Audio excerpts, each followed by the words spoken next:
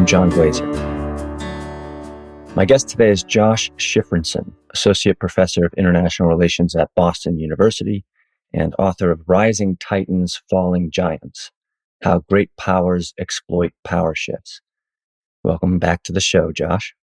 Thank you so much. Thanks for having me. And I think you're the first person to use my new title, so it's a real pleasure to hear that out loud. Congratulations on it. I want to pick your brain about U.S. strategy with respect to China. But first, I actually want to ask you about an academic article by two well-known IR experts, Daniel Dewdney of Johns Hopkins and John Eikenberry of Princeton. They take aim at the restraint school in U.S. foreign policy debates, of which you are an exponent, which they refer to as the Quincy Coalition. It serves as a critique of Trump's foreign policy, as in the tradition of this restraint school, and as an assessment of this coalition's, different groups and ideologies around this idea of a narrower, more modest, restrained U.S. foreign policy. I just wonder what you thought about that piece. It's a good question. I should say that I am still kind of mulling it over because it only came out last week. But I'll be honest, I was somewhat underwhelmed by it on a couple of levels. I should be clear here that both Eikenberry and Dewdney are great scholars. I consider them, friendly mentors. I respect them immensely. Um, but I found the argument underwhelming, and I guess I'll make it I'll make 3 points here. Point number one, they try to portray Mr. Trump as a proponent of restraint, but that charge doesn't really stick. They try to lump Quincy into the Trump coalition as well and kind of paint with a broad brush on that score. But that doesn't really stick. After all, Trump expanded NATO. He promoted a much more aggressive, bullish American stance in Asia Pacific. Yes, he made some hostile language towards NATO, but NATO, the U.S. presence in Europe continues unabated. He never pulled the U.S. out of Afghanistan. The U.S. continued in the Middle East. It's still very active in Africa. Mr. Trump was not a restrainer.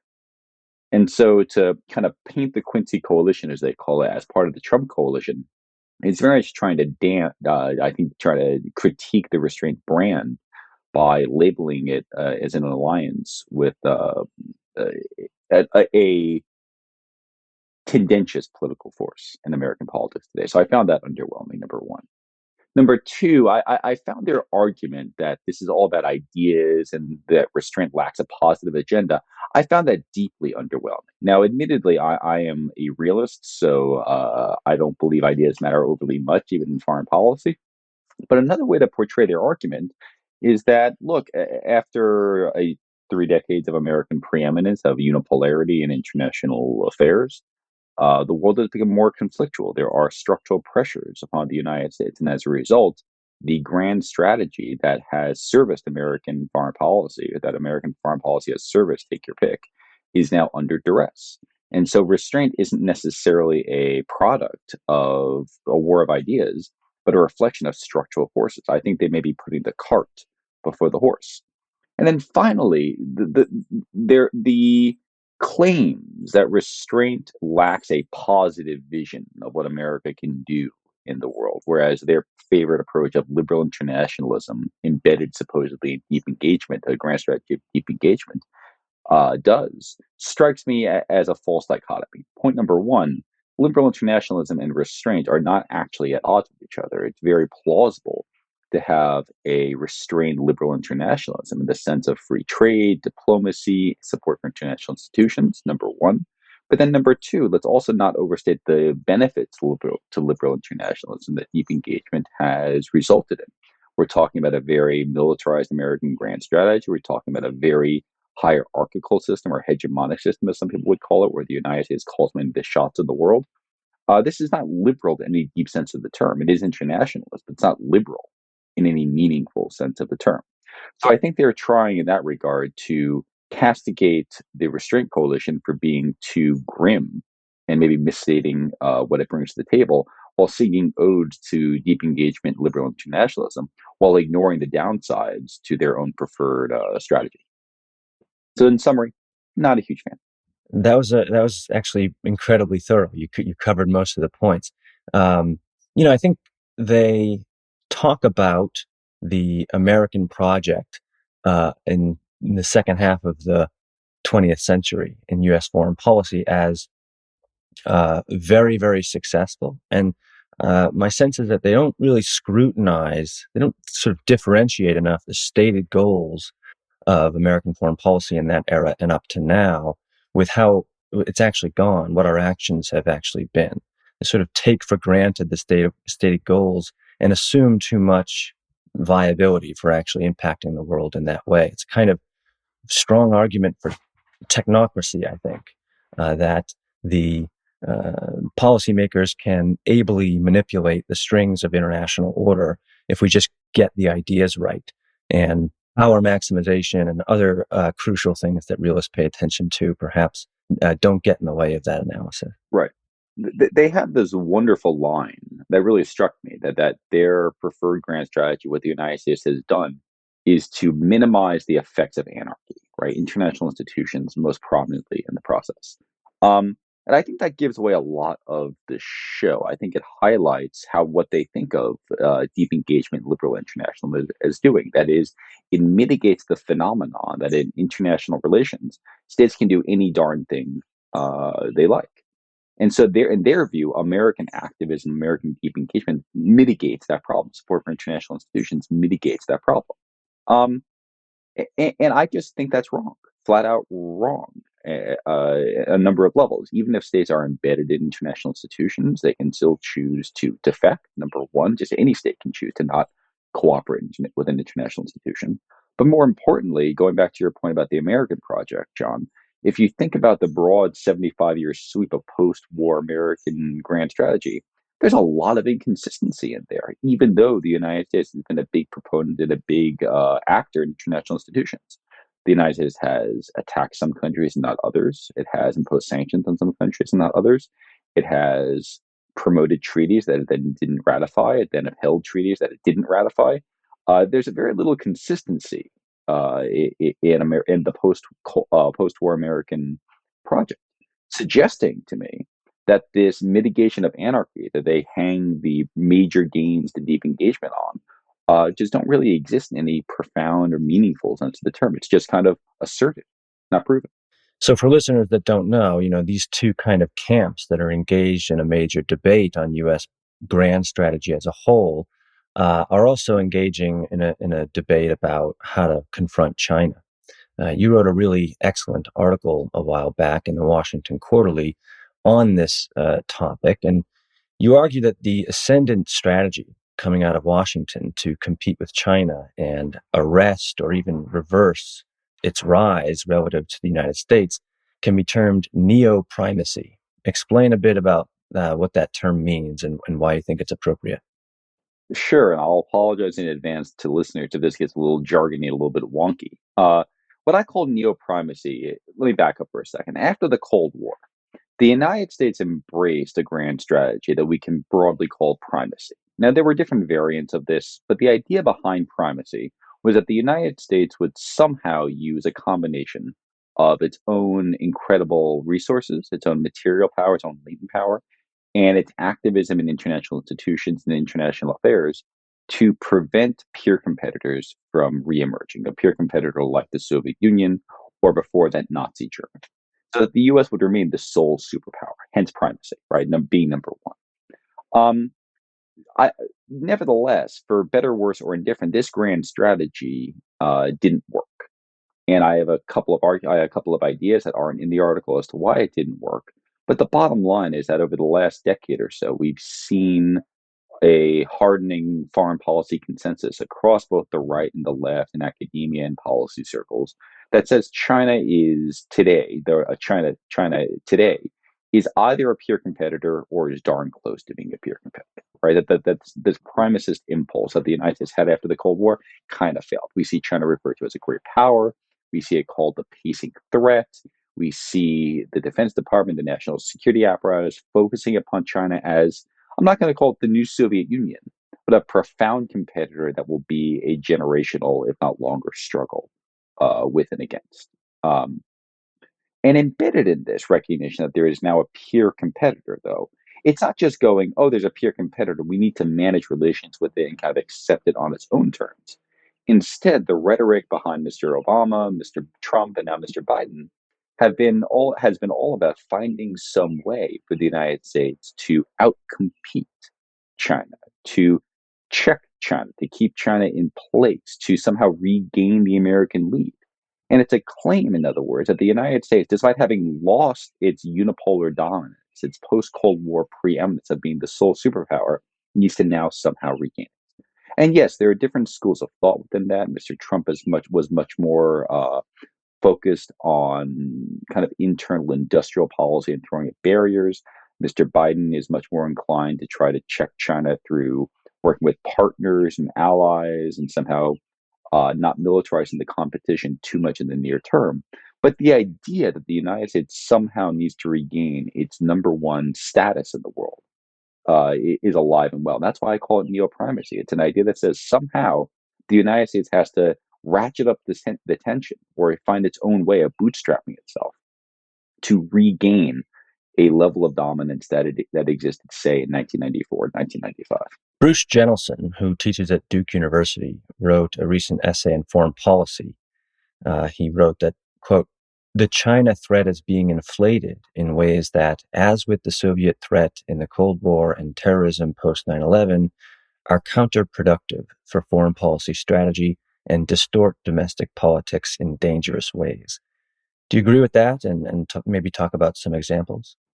Yeah, I actually think Bruce had an excellent point on that one. I think there are two different ways I think Bruce's point is correct. So the idea being that the U.S. shouldn't overhype the China threat, and I think that's true in a couple of different ways.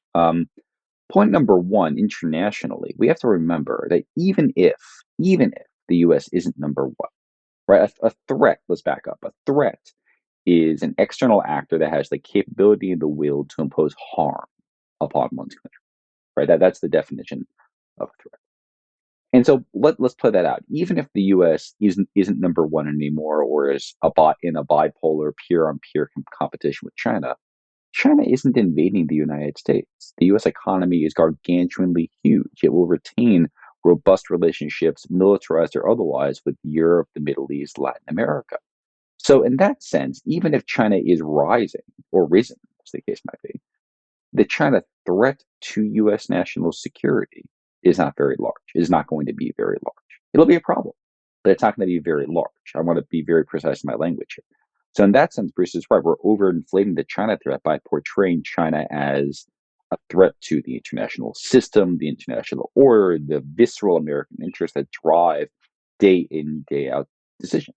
And I think that's deeply wrong. That view is deeply wrong. And Bruce did a really wonderful job in doing and clarifying that. Point number one.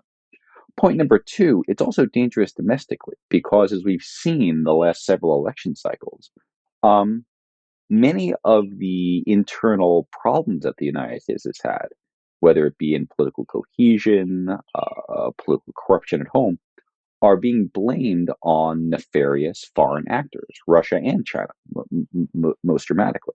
And so, by linking problems in the American domestic scene with nefarious autocratic external actors that are imperiling of the American system, so to speak, we're blinding ourselves to the issues at home, the real source of the problems, right?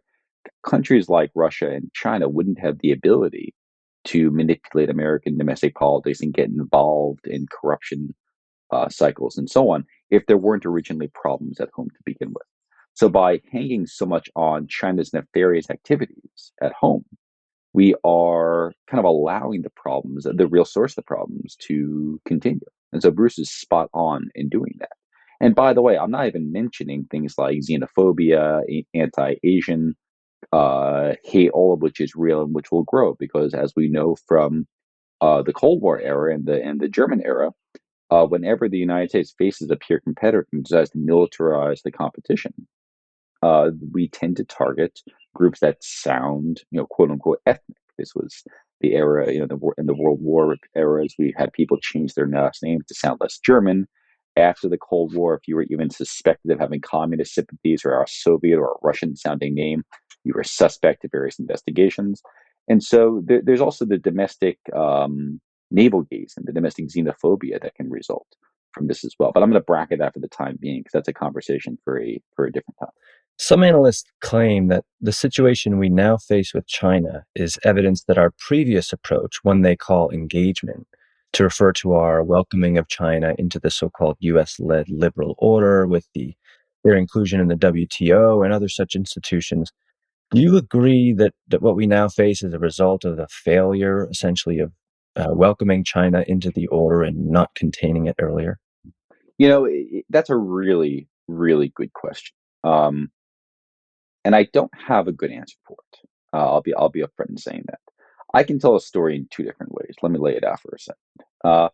Point number one, it's very plausible that if the United States had not engaged China, China's growth would have been slower or maybe perhaps never even took off at all. Perhaps the US would have had a greater period of time to be the world's number one superpower, right? To be the world's sole superpower, excuse me. But it's equally plausible in that scenario that you'd be left with a China that felt excluded and outside. I'm not going to say the international order, but that had fewer reasons to cooperate even on tactical or operational issues with the United States when it was in the United States' interests. So you could have a much more mercurial, kind of renegade revisionist China, even though I don't like that term revisionist. China, if you didn't have engagement. Perhaps you would have gained the bounty of a longer period of American dominance, but at the risk of a regional destabilizing force or more destabilizing force. The flip side of it is, of course, had you done, it's possible that engagement may have allowed China to rise faster, but at the benefit being that it's less inclined to throw its weight around in international affairs. I want to be clear about that. Today, we're discussing China as being much more assertive in international affairs, taking a much more activist position. I'm a little skeptical as to how much more activist we're talking about. I agree that it's been more activist. I'm skeptical over the scope of that activism.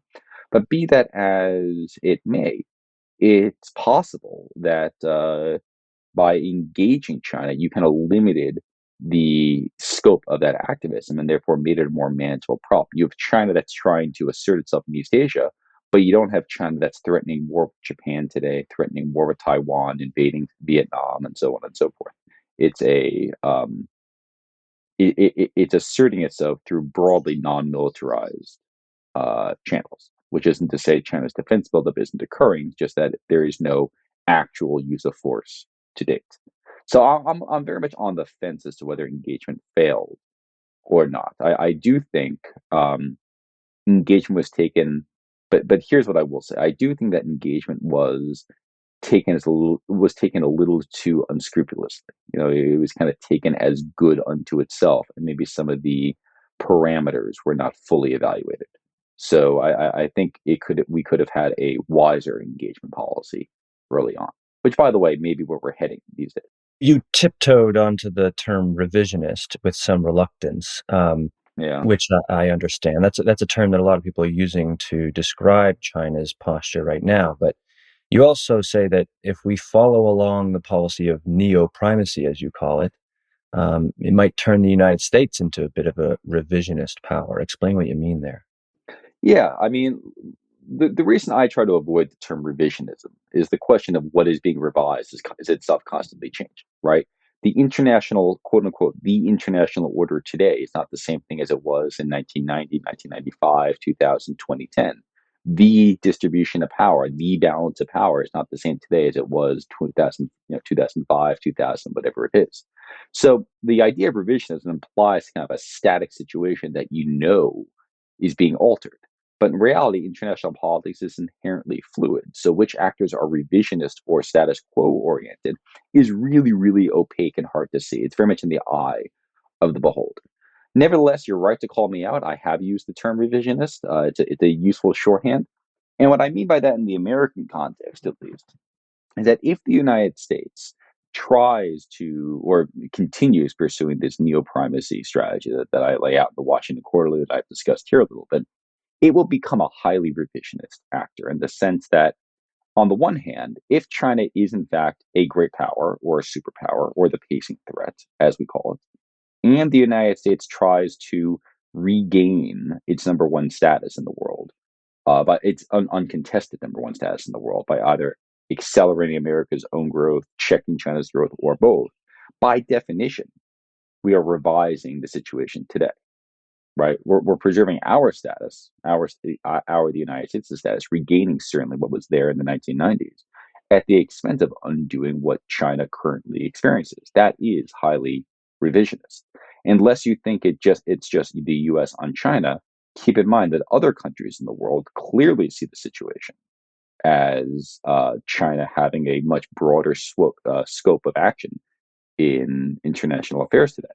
So if the U.S. tries to check China, push it down, regain its uncontested number one status, the U.S. is somehow revising the distribution of power in international affairs in a deep and profound way. So I worry that if the United States continues pursuing neoprimacy, it will end up embracing policies that are deeply, deeply revisionist, that may antagonize other actors, certainly antagonize China, and may leave the United States more and more isolated. Because after all, what looks like a security seeking effort on the United States' part, checking China's continued growth to preserve the United States' its post Cold War dominance, can end up taking steps that threaten the security of other actors if they court war with China, if it requires them harming their economies, so on and so forth, all of which is likely to generate an incentive for those other countries like Japan, Vietnam, the Philippines, even some European actors, Russia, to distance themselves from the United States, not because they don't trust the United States or are afraid of the United States, but because they don't want to be hit by the blowback from any U.S. Chinese contest. And we've seen this oscillate a little bit in East Asia today.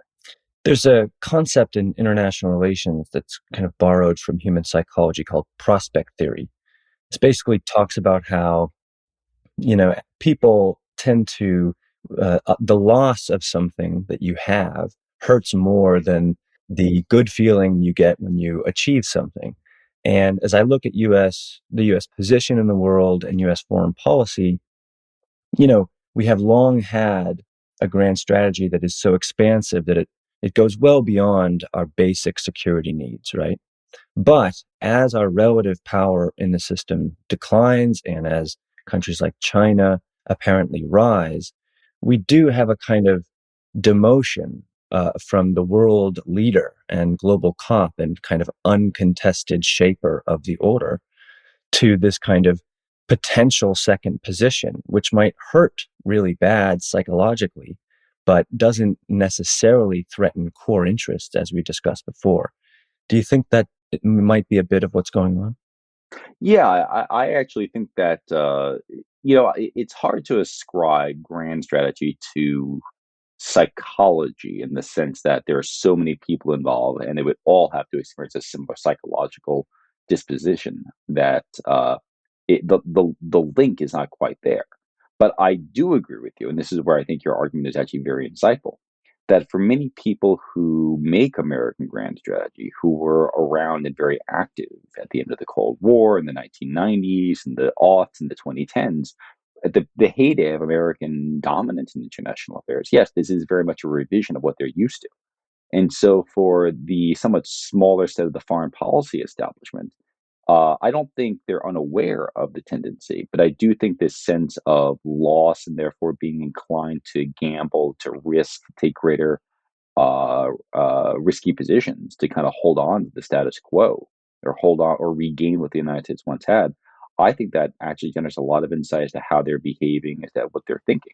And some of them I suspect, more aware of the phenomenon than others, aware of the risks being run. And I don't blame policymakers for being afraid or being reluctant to accept a change in the distribution of power. No country likes losing on relative terms. These are the things that tend to generate some of the most intense wars in human history. So I don't begrudge American policymakers for being worried about this inversion, but I do think that this explains a lot of what's going on. Yeah. The way that China strategy is kind of manifesting as public policy and through the rhetoric of policymakers, it's a kind of heavily ideological contest. It's being framed as authoritarianism versus democracy and so on. And some of the elements that we see in China, like disrespect for basic individual rights, what the government is doing to the Uyghurs in Xinjiang or Hong Kongers and so on. There's an attempt by some people to make those at least a part of the core defining features over which the United States and China fight and differentiate themselves. Is that helpful over the longer term, or no? People who are trying to insert greater ideology or domestic politics into the situation, and being an academic, I have to very bluntly say that autocracy is not an ideology. Totalitarianism is, fascism is, communism, liberalism certainly are, but autocracy and democracy are not ideologies. And so people are lumping, not you, John, but people in the policy discourse are lumping these things together. China is an autocracy, America is a democracy, therefore it's an ideological contest. No, these are about regime types. And for people who deeply believe that domestic politics shape the nature of states, domestic politics, either in terms of their ideologies or their government types, then of course China's domestic apparatus and America's domestic apparatus matter profoundly to the grand strategies. Nevertheless, I think this is not a helpful framing for understanding the US China competition today or even international politics. After all, states often cooperate with governments and states that often don't share domestic institutions, domestic ideologies that are similar, often find ways of cooperating, number one.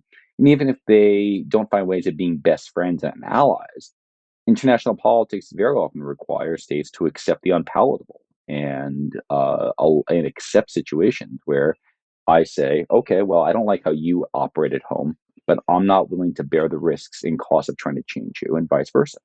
So it requires a degree of mutual recognition.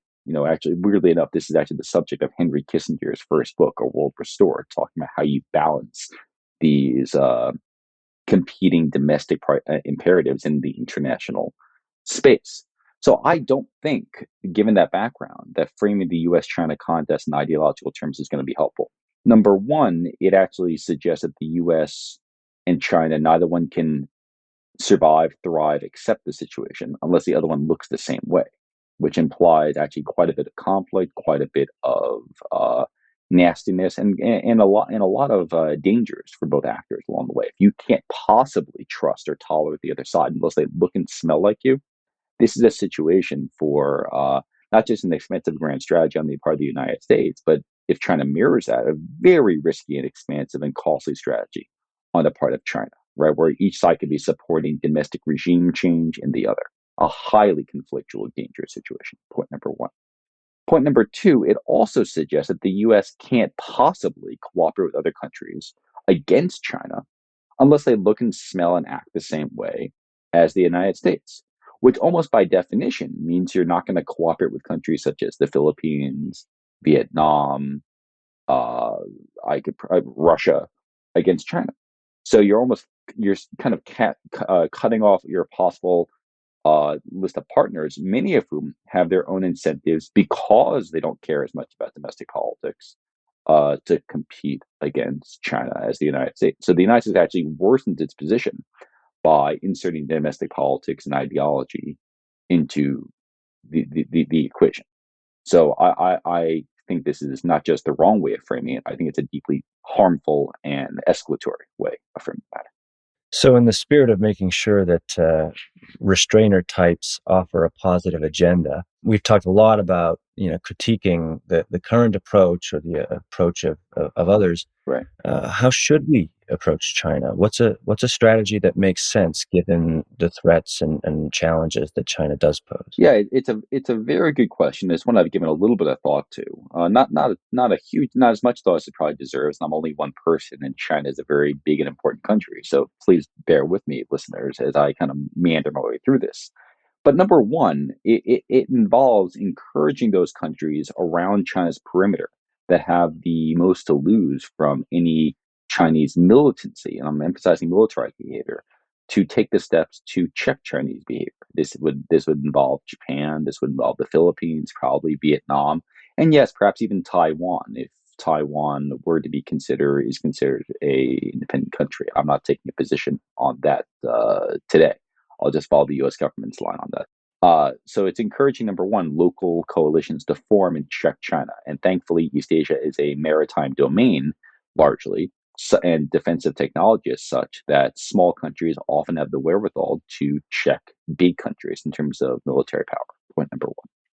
Point number two, I would like to see the United States continue to have economic cooperation with China, economic engagement with China, but in ways that don't undercut the vital American military base, the vital American high end technology base.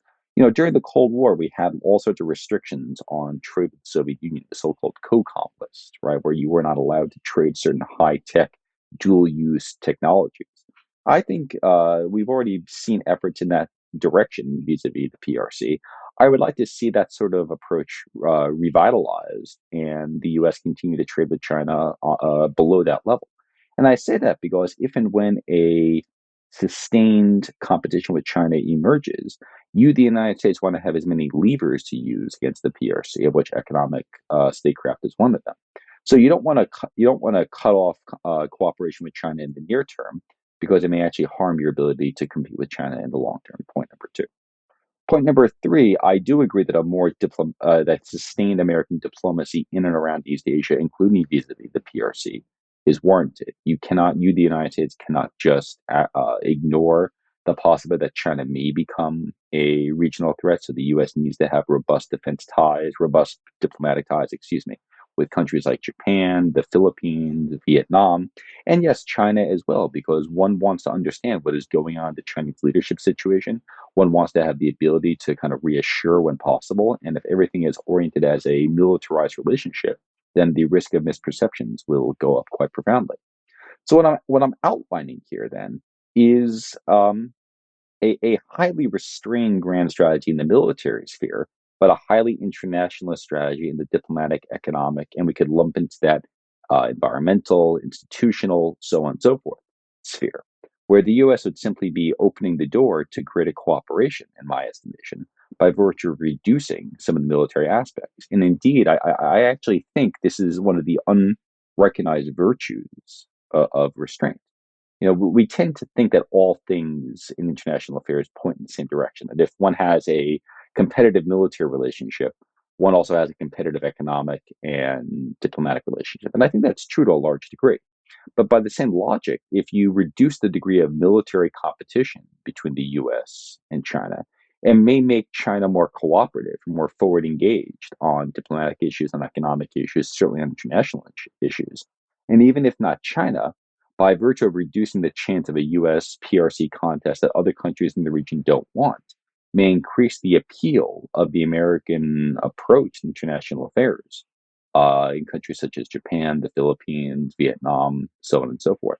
Again, reducing the military commitment, the hallmark of a restrained grand strategy, reducing the risk to which the United States is out there leading the charge against various foreign enemies, or enemies in quotation marks, uh, while creating the possibility of greater cooperation below the military level and certainly sustaining a very large degree of diplomatic, economic, and international engagement on the part of the United States below that military level.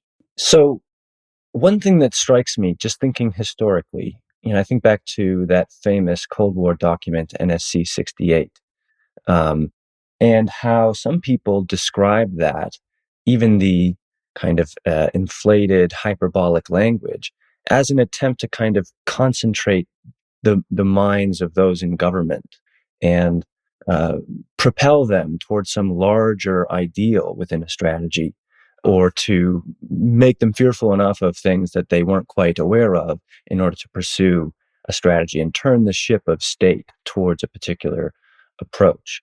And, these days, I think maybe the kind of things we talked about before, China as encroaching upon us, becoming the number one, or China as particular abuser of liberal ideas, that might be an attempt to kind of cast an overarching mission on some kind of technocratic approach.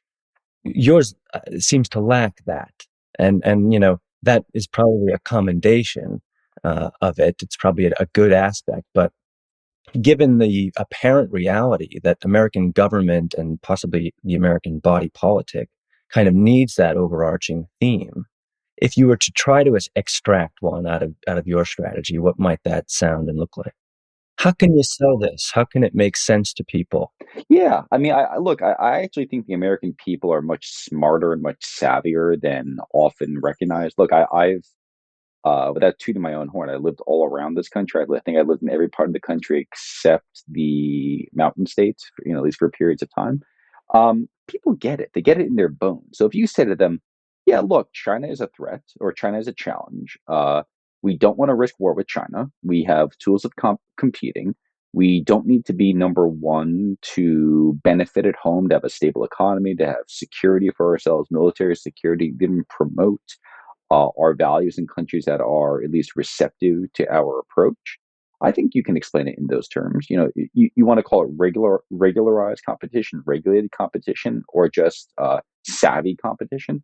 I think the American people will certainly get that. The American people aren't foolish. They get that a competition with China over the nature of the domestic arrangements is going to be a situation where they are bearing incredible costs, bearing incredible risk, and sacrificing a lot in the near term, all for an outcome that may not actually uh, occur, right? You may not ever see regime change or domestic transformation in the PRC. And at a time when the American people are talking about debt at home, talking about pocketbook issues, worried about the futures for their children, worried about the security for themselves in retirement, worried about mom and dad in their current retirement, I don't think it's hard to worry about the state of American infrastructure. I don't think it's hard to say to the American people, well, which would you rather have? A competition with China for this nebulous thing that may never occur, called the US is number one again, versus things that you can eat and sleep and touch every day. I don't think that's a hard sell. Josh Jefferson, thank you so much for talking with me today. My pleasure. Thanks for having me on, John.